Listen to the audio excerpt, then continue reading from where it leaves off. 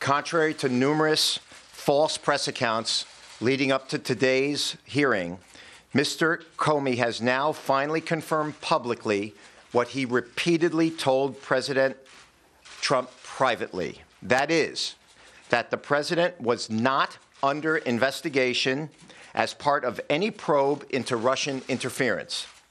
The president, Mr. Comey also admitted that there is no evidence that a single vote changed as a result of any Russian interference. Mr. Comey's testimony also makes clear that the president never sought to impede the investigation into attempted Russian interference in the 2016 election.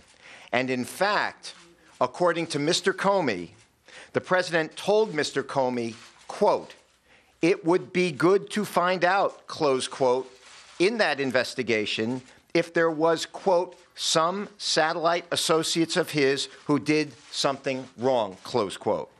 And he, President Trump, did not exclude anyone from that statement.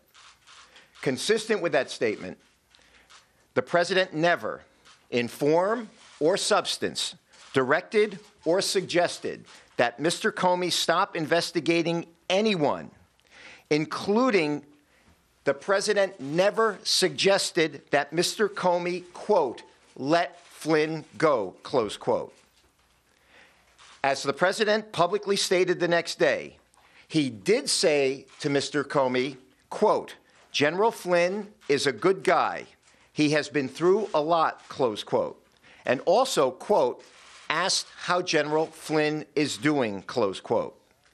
Admiral Rogers testified today that the president never, quote, "directed him to do anything illegal, immoral, unethical, or inappropriate," close quote, and never, quote, "pressured him to do so," close quote. Director Coates said the same thing. The president likewise never pressured Mr. Comey. The president also never told Mr. Comey, quote, "I need loyalty. I expect loyalty," close quote. He never said it in form, and he never said it in substance. Of course, the office of the president is entitled to expect loyalty from those who are serving the administration. And from before this president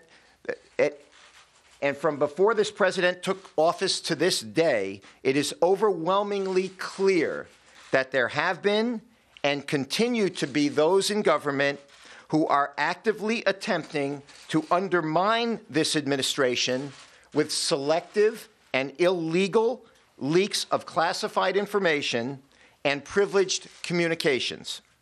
Mr. Comey has now admitted that he is one of these leakers. Today, Mr. Comey admitted that he unilaterally and surreptitiously made unauthorized disclosures to the press of privileged communications with the president. The leaks of this privileged information began no later than March 2017, when friends of Mr. Comey have stated that he disclosed to them the conversations that he had with the president during their January 27th, 2017 dinner and February 14th, 2017 White House meeting. Today, Mr. Comey admitted that he leaked to friends of his purported memos of those privileged communications, one of which he testified was classified.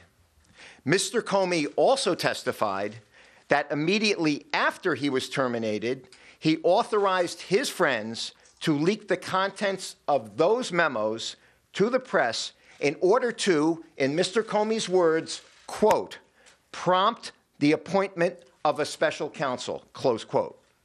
Although Mr. Comey testified that he only leaked the memos in response to a tweet, the public record reveals that the New York Times was quoting from those memos the day before the referenced tweet, which belies Mr. Comey's excuse for this unauthorized disclosure of privileged information and appears to be entirely retaliatory. We will leave it to the appropriate authorities to determine whether these leaks should be investigated along with all the others that are being investigated. In sum, it is now established that the president was not being investigated for colluding with or attempting to obstruct any investigation.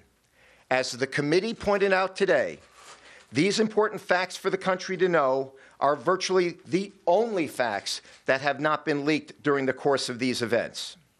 As he said yesterday, the president feels completely vindicated and is eager to continue moving forward with his agenda, with the business of this country, and with this public cloud removed. Thank you. Mr. Kasowitz, why should Mueller interview the president?